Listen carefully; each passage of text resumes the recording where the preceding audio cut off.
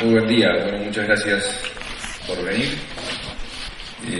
Como recién dijeron, voy a comentar el tema de la libertad en un filósofo de la mente contemporáneo, un filósofo americano, que se enmarca dentro de la filosofía del lenguaje. Comenzó estudiando temáticas vinculadas a filosofía del lenguaje y después derivó a lo que ahora se llama filosofía de la mente. Yo voy a leer mi texto, así que disculpen por tal vez la falta de amenidad en la transmisión, para tratar de decir por lo menos las ideas fundamentales de este autor, tratar de sintetizar las cuestiones centrales, dejando de lado algunas cosas que son más técnicas, para ir a lo central. Y bueno, ahora voy a comentar cómo va a ser la presentación. Entonces, una introducción al tema. El tema de la libertad no es nuevo en el ámbito filosófico. Ha sido objeto de debate y profundización de los grandes pensadores de la historia, pero en los últimos años tuvo un giro novedoso. Con el avance de la informática, la psicología y las neurociencias, entre otras, surge en el ámbito anglosajón una nueva forma de filosofar llamada filosofía de la mente. En esta perspectiva se busca considerar los avances científicos y responder a los interrogantes que nacen de sus investigaciones en torno a diferentes temáticas. La libertad es una de las cuestiones clásicas que resurgieron de este encuentro de saberes, junto al de la conciencia y el conocimiento, entre otras. Aquí son sobre todo los avances neurocientíficos los que suelen presentarse como los que develarán el misterio del hombre.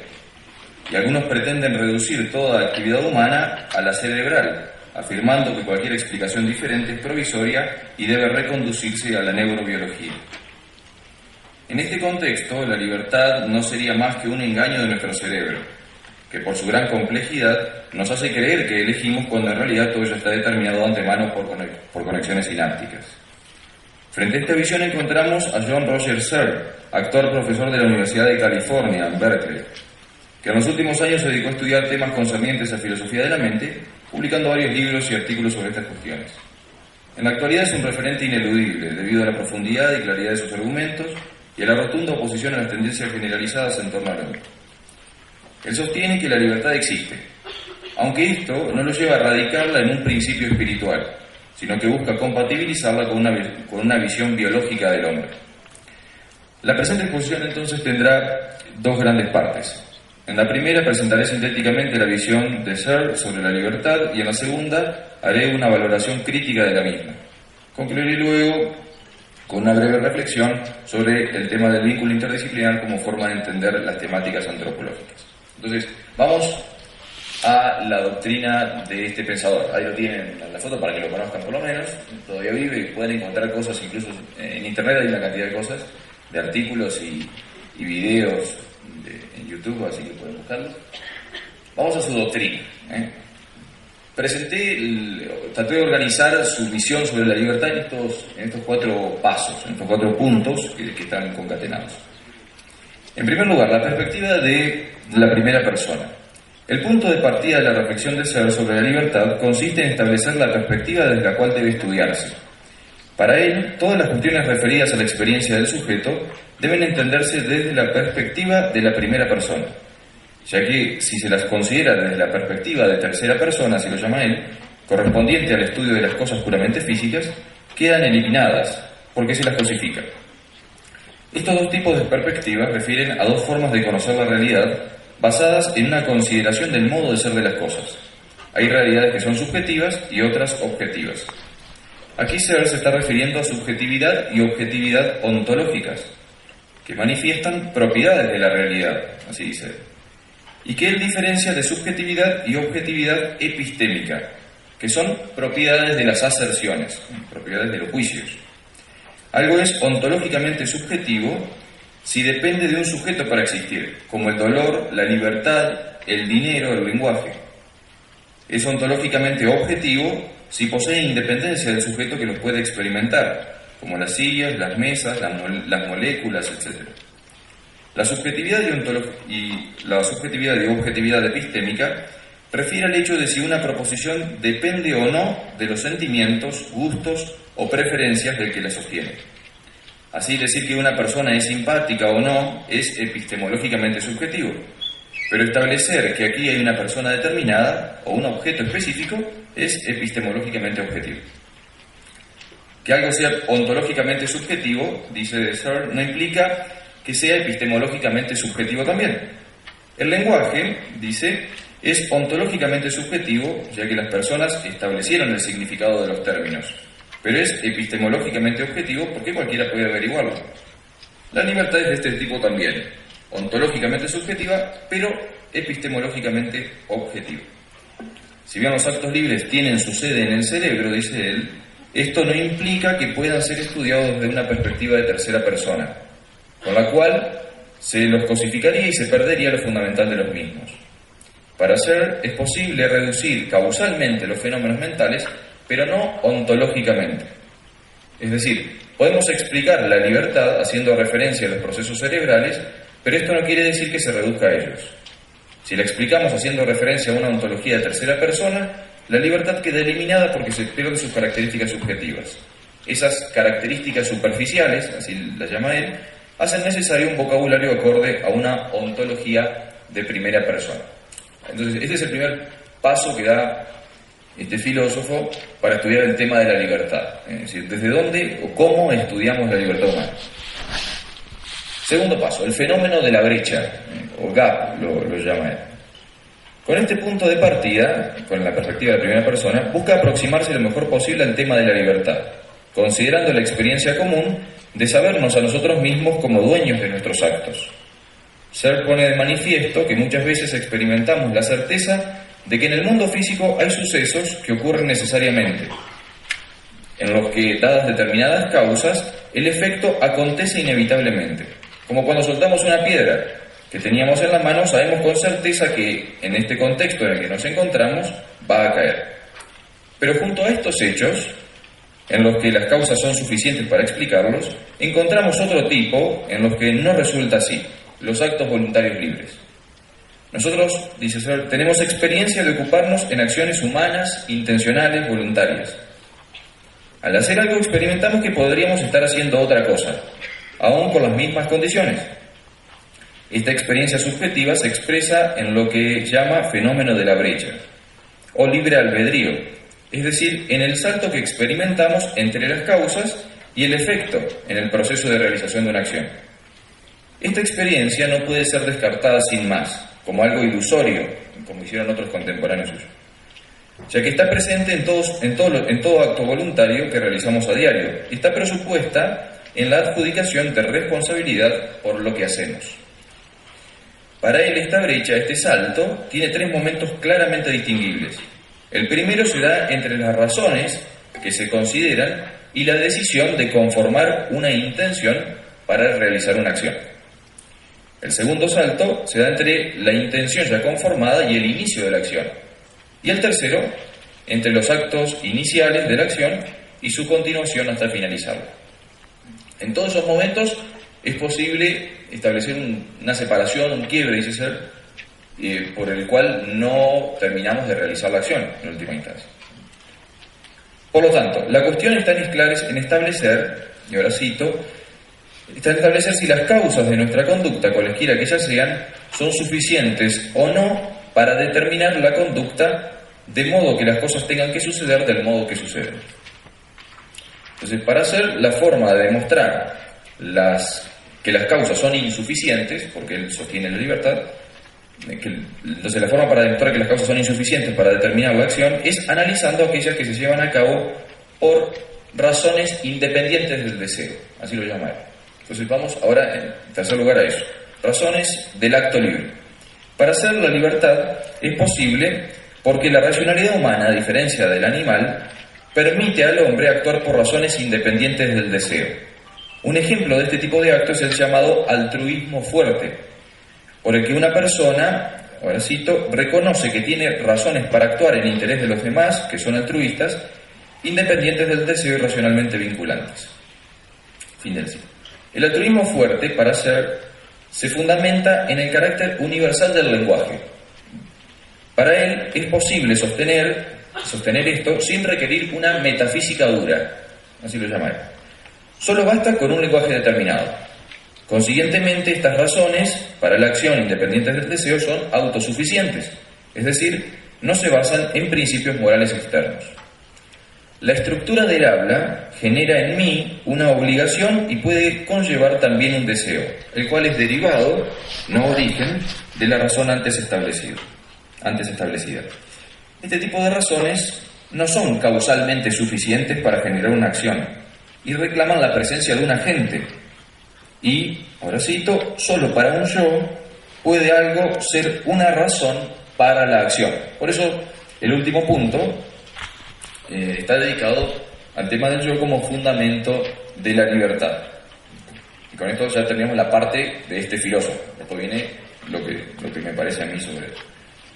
Para ser la única forma de explicar cómo es que, a pesar de no haber una necesidad en las causas, sin embargo se da la acción, es haciendo referencia a un yo. Dice Searle, el yo realiza el acto, pero no lo causa. No hay nada que colme la brecha. A veces, este autor afirma que el yo es una noción formal solamente, pero otras lo considera un ente con determinadas características. Para él, el yo debe ser consciente, debe persistir en el tiempo, debe poder elegir, comenzar y desarrollar acciones suponiendo la libertad, debe poder actuar en base a razones elegidas racionalmente y debe ser responsable de su actuar, por lo menos de algunas acciones. Para ser todas las características del yo son solamente biológicas, ya que, cito, los eventos mentales están fundados en la neurofisiología. Por este motivo, él mismo llama a su posición naturalismo biológico. Para él, su doctrina no debe contradecir dos teorías explicativas del mundo que actualmente se consideran verdades casi irrefutables: la teoría atómica de la materia y la teoría evolucionista en biología. Siguiendo la teoría atómica, podemos decir que es posible explicar las grandes estructuras haciendo referencia a sus microcomponentes. Esta doctrina se completa con la evolutiva, por la cual el hombre sería el fruto de la evolución de las especies, haciendo de él un ser biológico más complejo, y de la conciencia, y con ella todos los actos conscientes, un rasgo del cerebro solamente, del cual emerge debido a su gran complejidad. Así, según su postura, los estados mentales surgen de la actividad neuronal, pero se distinguen de ella, como la propiedad de la liquidez que tiene el agua se diferencia de las propiedades que tienen las moléculas individuales que la componen. Esta emergencia de la mente del cerebro permitiría explicar la causación dinámica de las acciones, de abajo hacia arriba y de arriba hacia abajo, como también evitar el materialismo y el dualismo. Todo es producido por el cerebro, es causado por los niveles inferiores y por tanto es una característica suya, aunque en un nivel superior al de las neuronas y sinapsis. Es decir, que los estados mentales, si bien son producidos por y en el cerebro, no pueden ser reducidos a un nivel neuronal solamente debido a que tienen una ontología de primera persona, dice. Por tanto, la conciencia, al estar causada por el cerebro, puede ser reducida causalmente a la actividad neuronal, como en el caso de la liquidez del agua que se explica por referencia a sus moléculas. Pero a diferencia de este último ejemplo, esta reducción causal de la conciencia no lleva a una reducción ontológica. En el caso del agua, es posible realizar una reducción ontológica a su microestructura porque se pueden separar los rasgos superficiales, la liquidez, considerándolos como efectos del objeto. La percepción del objeto por parte del observador sigue existiendo, pero refiere a una explicación subjetiva, que debe separarse de la realidad misma, de la que es consecuencia. Aquí lo que interesa son los factores determinantes para que el objeto tenga unas propiedades específicas. En esta reducción ontológica se redefine el objeto, pero no se crea nada nuevo. En cambio, en el caso de la libertad, no es posible realizar esto. Dejar de lado las experiencias subjetivas implica no considerar lo que queremos definir. Una redefinición de la libertad o del dolor, por ejemplo, aplicando una reducción ontológica, no nos permitiría entenderlo, ya que consisten en estados subjetivos ontológicamente de primera persona. Bueno, hasta aquí la posición de este filósofo, John Searle. Yo entiendo que hay muchas cuestiones ahí para dilucidar que las podemos conversar después, pero traté de sintetizar lo fundamental de sus ideas. Vamos entonces ahora al segundo momento, que tiene que ver con la valoración crítica de su postura. Hasta aquí entonces la doctrina de Searle. A continuación presentaré una evaluación crítica de algunos aspectos más sobresalientes de su doctrina, siguiendo la estructura establecida para presentar su postura, en orden a establecer un fundamento antropológico más completo para fundamentar la existencia de la libertad. Entonces vamos por el punto de partida de este filósofo. En primer lugar, me parece que refiere a la perspectiva de primera persona, ¿no? En primer lugar, me parece importante destacar la distinción que establece entre objetividad y subjetividad epistémica, y objetividad y subjetividad ontológicas. El hecho de que Searle afirme la posibilidad de adecuar nuestra inteligencia a la realidad es un aspecto fundamental para elaborar cualquier doctrina filosófica y científica, aunque falta en su propuesta un alcance metafísico que le dé mayor consistencia, como veremos luego. A su vez, la importancia de la distinción en el orden ontológico radica en poner de manifiesto que la libertad está vinculada intrínsecamente a la experiencia del sujeto, por lo que una metodología errónea, la perspectiva de tercera persona, no permitiría entenderla adecuadamente. Aquí, en su forma de entender esto, con perspectiva de tercera persona, se está refiriendo a la explicación de la ciencia experimental, más específicamente la neurobiología, que es incapaz de captar la experiencia subjetiva. Negar la experiencia personal por considerarla poco objetiva, epistemológicamente hablando, es reducir la realidad a priori y, por tanto, una actitud anticientífica en última instancia. Este primer paso es acertado. La ciencia experimental no puede entender la totalidad de la persona humana, ni siquiera aún puede entender el cerebro como totalidad unitaria, ya que sus instrumentos de estudio solo ponen de manifiesto algunos aspectos de la actividad cerebral. Por ejemplo, la tomografía por emisión de positrones mide solamente la actividad metabólica del cuerpo al que se le suministra un determinado fármaco. La resonancia magnética funcional mide el flujo sanguíneo y muestra las áreas en las que se da mayor cantidad. Y la magnetoencefalografía capta los mayores campos magnéticos como resultado de la actividad postsináptica. Todos estos instrumentos, hay otros más, pero menciono estos, todos estos instrumentos otorgan una imagen cerebral no instantánea, aunque se acercan cada vez más a esto. Además, esta información es estadística, también ponen de manifiesto solo algunos aspectos de la actividad cerebral según criterios preestablecidos por el científico y refieren a áreas del cerebro, no a conexiones sinápticas específicas, como a veces se piensa al hablar de correlatos neurales de la actividad mental. Todo esto ya alcanza para suavizar las conclusiones a las que se pueden llegar. Aún así, aunque estos elementos se perfeccionen, como siempre quedará algo inexplicable de esta metodología, ya que la realidad estudiada la trasciende, como mostraremos luego. La forma de explicar la realidad desde la perspectiva de tercera persona, si bien Searle la aplica a la ciencia experimental, pienso que puede referirse también a una manera de hacer filosofía. En esta línea encontramos la tradición aristotélica, que considera al hombre a partir del conocimiento de la realidad material, aplicando analógicamente lo descubierto a la persona humana. Esta visión debe complementarse, a mi entender, con una reflexión desde la interioridad, es decir, desde una perspectiva de primera persona. Esta última opción no es llevada a sus últimas consecuencias por Searle. De haberlo hecho, tal vez hubiera podido entender la necesidad de referir a una dimensión espiritual en el hombre. Si bien Searle parte de la aceptación de los estados mentales, realizando un primer análisis, considerándolos como irreductibles a la materia, termina yendo en contra de su propuesta al pretender dar una fundamentación última de los mismos en el ámbito cerebral, refiriendo a la neurobiología, y por tanto mediante una explicación de tercera persona. Eso con respecto al punto de partida. Vamos ahora al fenómeno de la brecha, que era el segundo punto antes expuesto, y las razones independientes del deseo. Así que digo lo que me parece con respecto a estas dos cosas.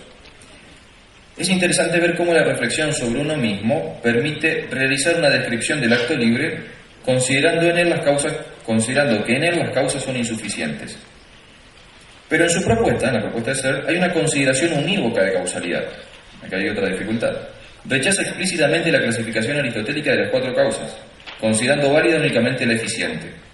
Searle parece no considerar la visión del estagista en toda su profundidad, alineándolo con Hume y Kant, dentro de lo que él llama filósofos clásicos. En los textos de Searle parece haber una errónea interpretación de los filósofos antiguos, como en el caso de Aristóteles, o un total desconocimiento, como sucede con los medievales. Esto, sumado a la presentación de algunas doctrinas científicas como certezas absolutas y como el medio más adecuado para explicar al hombre, parece manifestar una visión positivista en la doctrina searleana. Él se da cuenta de los límites del conocimiento científico, pero no da el paso a otro tipo de explicación. A pesar de esto, es verdad que experimentamos que las causas no son suficientes para explicar la acción del hombre. Experimentamos un salto.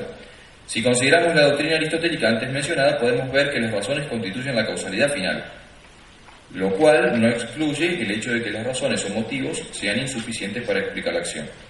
Por el contrario, una interpretación analógica del concepto de causa permite entender mejor al tema, considerando que la causa final es necesaria también, aunque no suficiente para explicar la acción. A su vez, esta perspectiva resulta clarificadora en orden a entender la constitución del hombre, sin caer en el materialismo y el dualismo, como explicaremos luego. Por otro lado, es interesante que se ponga a las acciones realizadas por razones independientes del deseo como explicación del acto libre.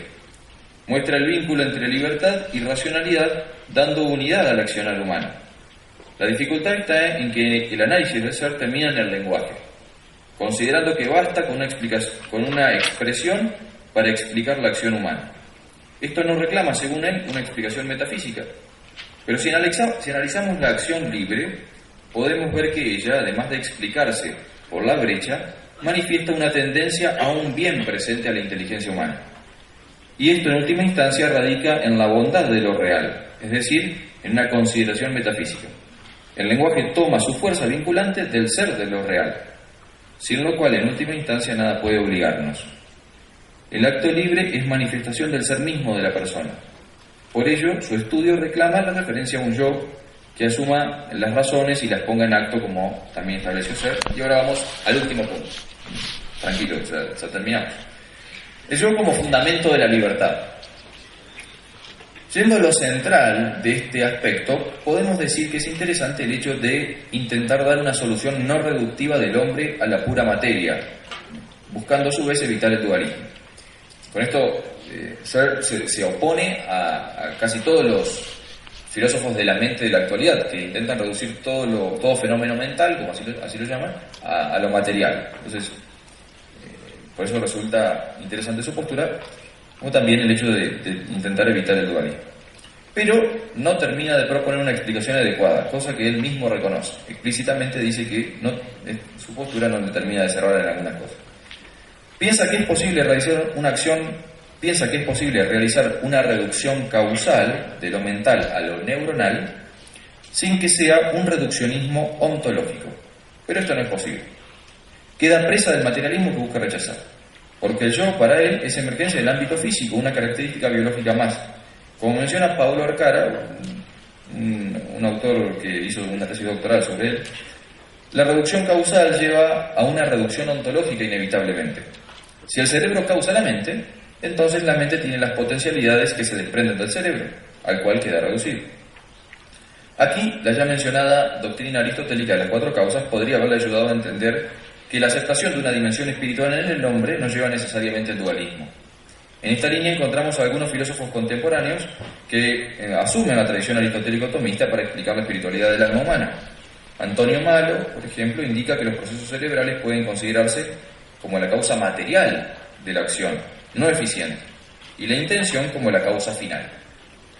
Por su parte, Juan José Sanguinetti, que estuvo el año pasado aquí en nuestra universidad y se dedica a estos temas, establece que el yo, o sí mismo, profundo y personal, es causa de las acciones libres, en la unidad de todas sus dimensiones. Utiliza la doctrina dilemórfica en distintos niveles estratificados para entender al hombre. De este modo establece que no hay nada que sea pura materia, ya que todo lo que existe está determinado por la forma. En el hombre, la acción voluntaria, correspondiente al estrato espiritual, se realiza naturalmente en vínculo con la actividad de un cuerpo elevado, al que está formalizando, dice Sanguinetti, a través de las actividades intencionales sensitivas superiores, como mencionó también el profesor Musaki, que tienen una especial afinidad con las actividades espirituales, cognitivas y afectivas, y son como su soporte. Por tanto, hay que explicar el acto libre haciendo referencia a una causalidad múltiple y dinámica.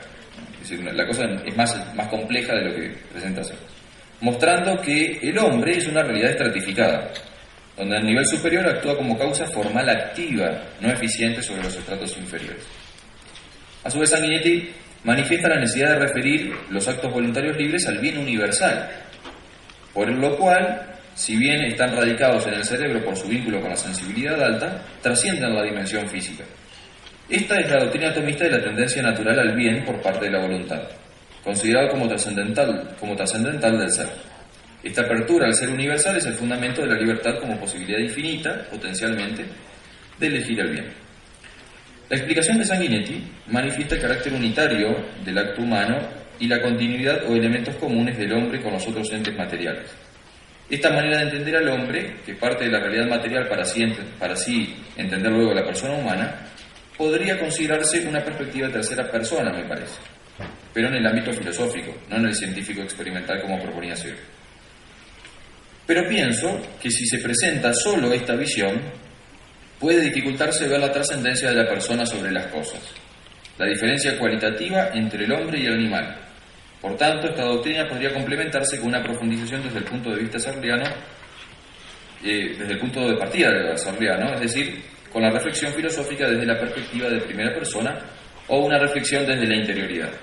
Esta forma de considerar al hombre, asumida por Searle como inicio de su reflexión, estuvo paradójicamente presente en la modernidad a partir de Descartes, aunque hunde sus raíces en la tradición agustiniana, hecho que injustamente no es reconocido por la mayoría de los filósofos de la mente, incluyendo a nuestro autor. Descartes parece ser el chivo expiatorio donde se concentran los grandes errores de la filosofía hasta el momento, e incluso a veces parece haber un temor a ser reconocido en esta corriente. Con este rechazo a la doctrina cartesiana se excluye la posibilidad de referir a una dimensión espiritual en el hombre, pensando que asumir una dimensión espiritual en el hombre, lleva necesariamente al dualismo. Aunque como ya hemos visto, haciendo referencia al ilemorfismo, esto no necesariamente es así. Una fenomenología de la interioridad abierta a la trascendencia puede ayudar a entender el carácter irreductible de la persona a las cosas y por tanto evitar el reduccionismo materialista. También permitiría evitar el dualismo de sustancias, donde se considera la materia dotada de una consistencia que solo es atribuible al espíritu. Un análisis detenido de la experiencia interior manifiesta no solo el fenómeno de la brecha, sino también la capacidad de autodeterminación, por una razón que trasciende lo particular. En el hombre hay una tendencia hacia la totalidad que solo puede entenderse adecuadamente si existe en sí mismo algo infinito. Esta es la propuesta de Michele Federico Siaka, que postula la presencia de la idea de ser como constitutivo ontológico del hombre y fundamento de su espiritualidad. Esta idea también permite explicar el carácter universal de la inteligencia y la tendencia de la voluntad hacia el bien absoluto. El ser, no como una noción que abstraemos y despojamos de toda perfección, sino como una idea que contiene en sí todo acto, no puede tomarse de lo menos perfecto. Debe ser dada por Dios. Por ello la reflexión metafísica comienza en el ente creado más perfecto, el hombre. Pero no nos deja encerrados nosotros mismos, sino que nos dirige a la trascendencia. Este es el verdadero antropocentrismo, que es a la vez teocentrismo. Solo la referencia de la inteligencia a nociones que incluso trascienden, me parece, las categorías en sentido aristotélico, pueden permitirnos afirmar la irreductibilidad de la voluntad de la materia y por tanto considerar que el hombre es algo más que conexiones sinápticas. A su vez, la perspectiva de la primera persona también puede ayudar a entender la unidad del hombre. Nuestro cuerpo es experimentado como propio, no al modo que experimentamos un objeto material cualquiera, ni al modo en que experimentamos el cuerpo de otro ente vivo u otra persona. Y para captar nuestro cuerpo como propio, este debe estar en espiritualizado, dice Siaka. Es decir, debe haber una unidad entre el cuerpo y el alma. Ahora sí, para concluir, ya con esto termino el set. Para entender cabalmente un tema filosófico implica referir necesariamente a otras cuestiones. No es posible entender bien algo sin comprender adecuadamente otras temáticas con las que se vincula. Esta necesaria complementariedad en los temas se manifiesta especialmente con la libertad. Para analizarla filosóficamente se necesita vincularla, por ejemplo, con la conciencia, la causalidad y la racionalidad. A su vez, este requerimiento de diálogo temático se complementa con el diálogo interdisciplinar entre filosofía y ciencia. Este es un elemento ineludible en la actualidad, aunque no siempre presente, si queremos tener una visión unitaria del hombre. La propuesta de este filósofo resulta valiosa, entre otras cosas, porque nos permite repensar muchas temáticas clásicas, pero ahora desde una visión interdisciplinar. Desde la filosofía podríamos pensar que no tenemos que ver con lo que dice la ciencia, que nuestro ámbito puede permanecer ajeno a sus propuestas sin ninguna dificultad. Pero esto no es una visión filosóficamente auténtica. La filosofía se pregunta por la realidad y escucha todo lo que puede hablarle de ella. Aunque una propuesta que tenga en cuenta la visión científica estará en mejores condiciones de manifestar la unidad de la realidad y el carácter sinfónico de la verdad, cuestiones que afectan en primer lugar a la antropología y por ella a la universidad. Pienso que el camino de diálogo entre los diversos saberes encuentra un ámbito privilegiado en la reflexión sobre el hombre. En él, el hombre, es posible el encuentro de la ciencia y la filosofía, con las dos modalidades de explicación que mencionábamos, de primera y tercera persona. Entre estas últimas hay una confluencia en el orden metafísico, sin el cual no es posible evitar el cientificismo que lleva a la negación, explícita o implícita, de la libertad, reduciéndola a explicación neurobiológica. Muy bien, muchas gracias.